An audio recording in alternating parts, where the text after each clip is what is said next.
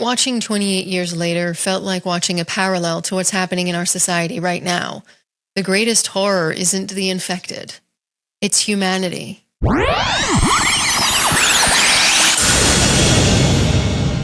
Welcome back to the channel where fandom is ageless.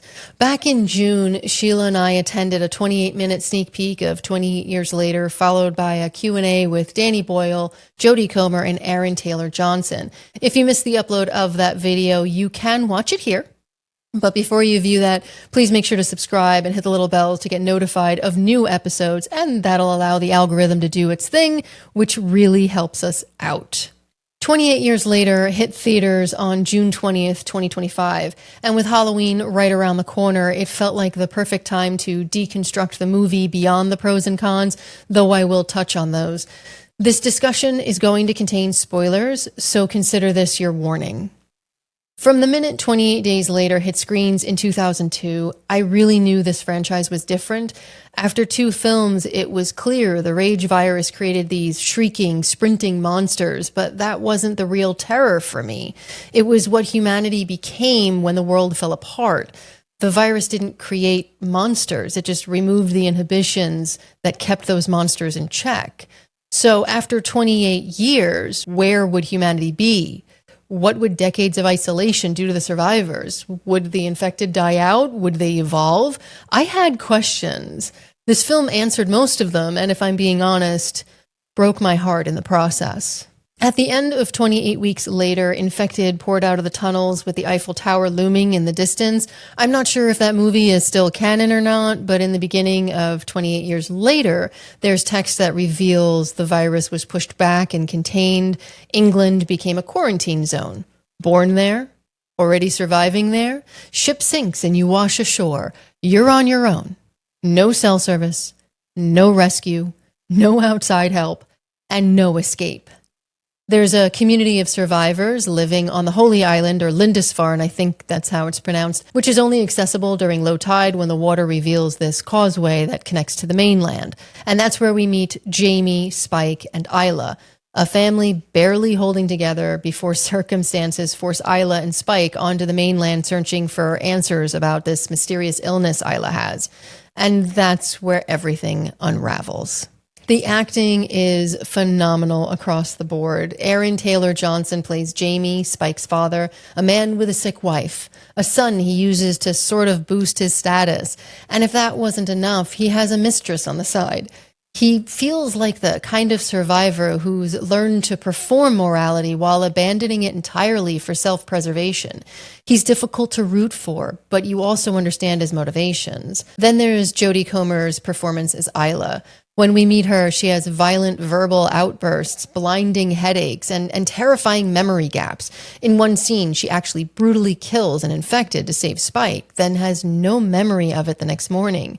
Now, we've praised Jodie for her work on Killing Eve before, but here, her ability to convey confusion and fear and maternal protection without words is just devastating.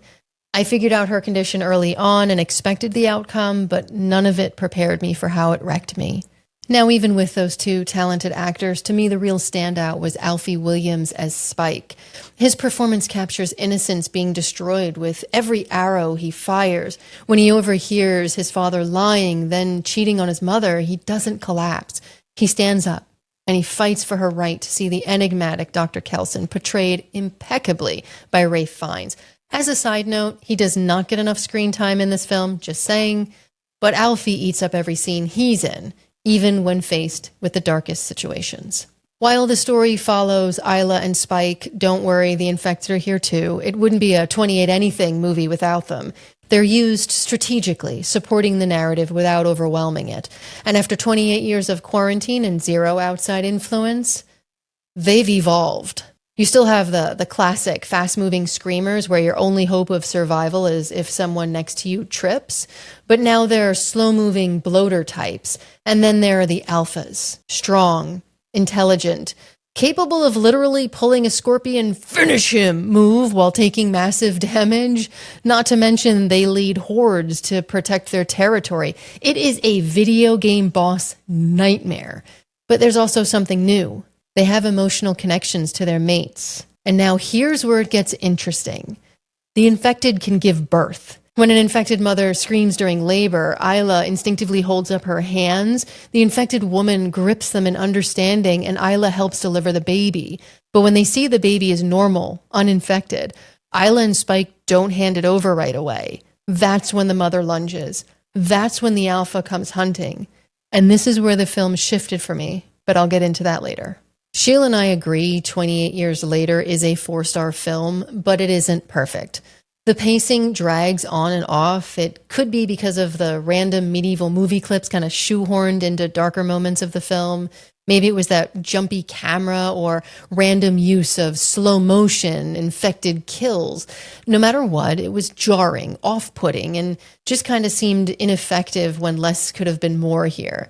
Then there were the comments I've read about the infected not being used often enough in this film. While the gore was on point and done well, the infected, as I mentioned earlier, were more of a supporting role than what we've seen in the previous 2 films. While it worked for me, I can understand the desire to see more of them, not just to build the tension, but maybe get some answers about their evolution. For example, we don't know if that baby is really normal. At the beginning of the film, there were the parental bloaters and they had kids. We don't know if they were born with the virus or if they turned as toddlers. What if the infected actually evolved beyond their eyes, showing the virus taking hold? The point is, they could have added more infected without losing the essence of the film. That being said, the trailer for 28 Years Later, The Bone Temple could have more development on all fronts, so we'll just have to wait and see. And finally, we have what I could only call tonal whiplash complete with musical shift. At the end of the film, we meet Jimmy and his cult. They all look like him. All of them take pleasure in slaughtering the infected like Clockwork Orange. It feels completely out of place. If they were trying to set up the next installment, they could have done a mid or after credit scene, but the execution failed when trying to introduce us to this new nightmare. Earlier, I mentioned the film shifted for me after a certain scene. From that point on, it no longer just felt like a zombie movie, it was a mirror. You've got the survivors on the island living in isolation, teaching these rigid roles to children, viewing the infected as animals to be hunted for sport as they take the mainland's resources to survive. Jamie fabricates stories about Spike's heroics, and the islanders love it. Spike begs to tell the truth, but no one hears him. They live in fear. It appears they maintain the status quo, even though they need more to thrive. They're trapped on their small island, cut off from reality and the mainland's changes, with no room for growth or expansion. Then we have the infected. They can't communicate with those around them, yet they're evolving, adapting, growing. When Isla helps the infected mother give birth, there's a moment of understanding, but it's lost soon after. Maybe it was due to the soldier holding a gun, or Isla and Spike not handing over the child, or her primal instincts to protect by attacking. But maybe the threat could have de-escalated if they handed the baby over. We won't know because they saw the child as normal, like them, not infected, not a threat, not different or dangerous. In my opinion, it seemed clear they weren't handing the baby over, which led to that response. Finally, we meet Jimmy's cult, who look clean, well-fed, and take pleasure in slaughtering the infected while Jimmy wears an upside-down cross along with his gold chains. We don't know much about them yet, but they can be compared to the wealthy elite. Do you see the reflection? You have the wealthy who eat well, sleep well, ignore their part in perpetuating a problematic cycle causing suffering for those below them. Sometimes we see them enjoying expensive pleasures, while those who work for them can't pay medical bills. Then there's the isolated who believe they're safe, have a better way of life, and cut themselves off from the rest of the world. And then the infected, the people who don't fit the mold, who look different, act differently, but still grow and adapt. Yet they're discarded or hunted by groups above them for dopamine hits or fear-mongering. The greatest horror isn't the infected, it's humanity. 28 Years Later is horrifying, but not because of gore or jump scares. It's terrifying because it argues what the franchise has always suggested or alluded to. The rage virus was never the real disease. It was simply a symptom. The true illness is humanity's capacity for brutality, for regression, and for building new cages out of fear. The greatest threat isn't the mindless monster. It's the thinking one who can justify cruelty and use of fear to keep others in line instead of accepting that we're all different. Dr. Kelson's words struck me. Memento mori.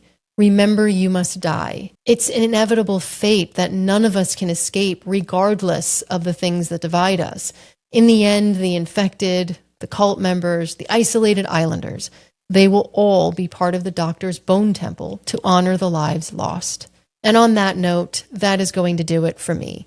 What do you think is the most terrifying part of 28 years later? Do you plan on seeing 28 years later, the Bone Temple? Let us know in the comments below. And if you enjoyed this review and want to recommend something for us to watch, you can do so in our Discord channel. But until next time, stay safe, be kind, and remember, we must all face death, but memento amoris, remember love, cherish the moments, for time is simply the Grim Reaper waiting his turn.